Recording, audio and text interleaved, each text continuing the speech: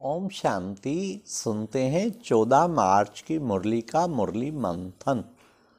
आज की मुरली में बाबा ने कितना सुंदर कहा, धीरज धर मनवा तेरे सुख के दिन आएंगे। बाबा धैर्य देते हैं कि बच्चे अभी तो ये दुख की दुनिया गई की गई और नई सुख की दुनिया आई की आई, इसलिए बच्चे धैर्य रखो।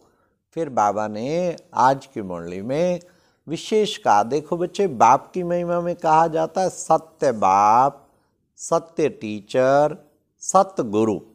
तो ये तीन विशेषताएं बाबा की गाई जाती हैं। तो वो सत्य गुरु भी है। सतगुरु के ऊपर बाबा ने कहा, देखो बच्चे, गाया जाता है ना, सतगुरु का निंदक ठोर ना पाए।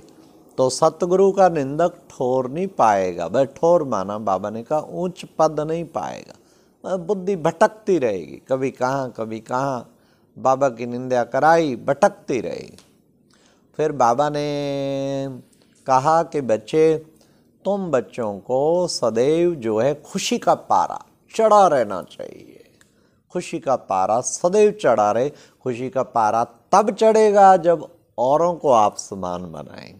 खुशी का पारा तब चढ़ेगा जब रोजाना ज्ञान रत्नों का दान करेंगे। तो बाबा ने कहा खुशी का पारा बच्चों को चढ़ा रहना चाहिए। फिर बाबा ने खास कहा कि देखो बच्चे, तुम बच्चे कितना ना प्यार से सेवा करते हो, आखिरी पिछाड़ी में तुम्हारा आवाज फैलेगा। बाबा ने कहा सब तक आवाज पहुंचना ही है। ये अखबार वाले भी कितना सेवा करेंगे बाबा की। आज वो टाइम आ गया है, ये मीडिया के साधन ही देखो, सोशल मीडिया द्वारा सारे विश्व को बाबा का संदेश मिलता जा रहा है। तो बाबा ने पहले से ही कह दिया था कि देखो बच्चे, वो समय आना है। फिर बाबा ने कहा देखो बच्चे, तीन शब्द कहते हैं क्या, ज्ञान, भक्ति, वैराग।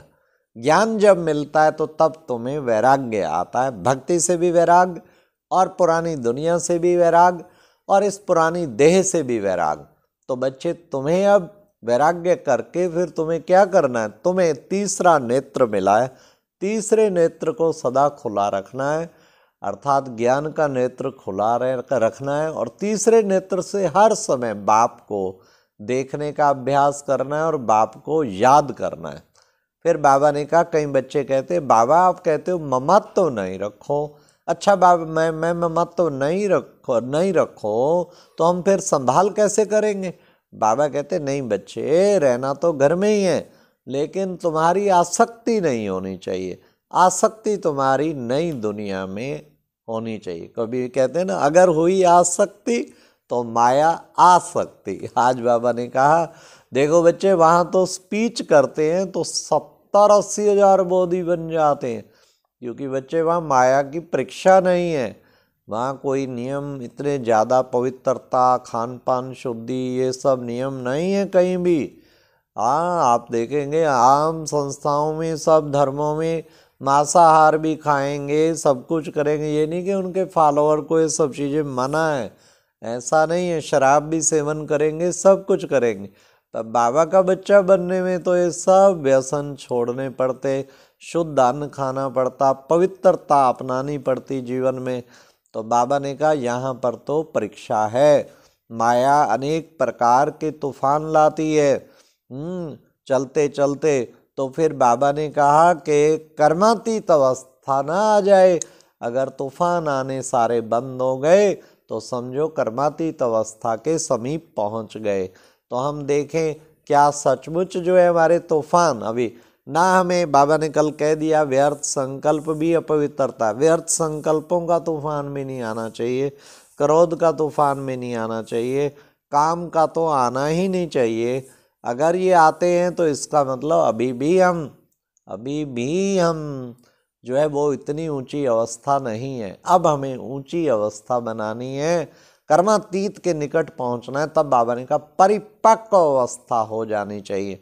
आज बाबा ने मतों पे बताया, सबसे श्रेष्ठ श्रेष्ठ, ऊंचे ते ऊंची मत है शिव बाबा की, सतगुरु की।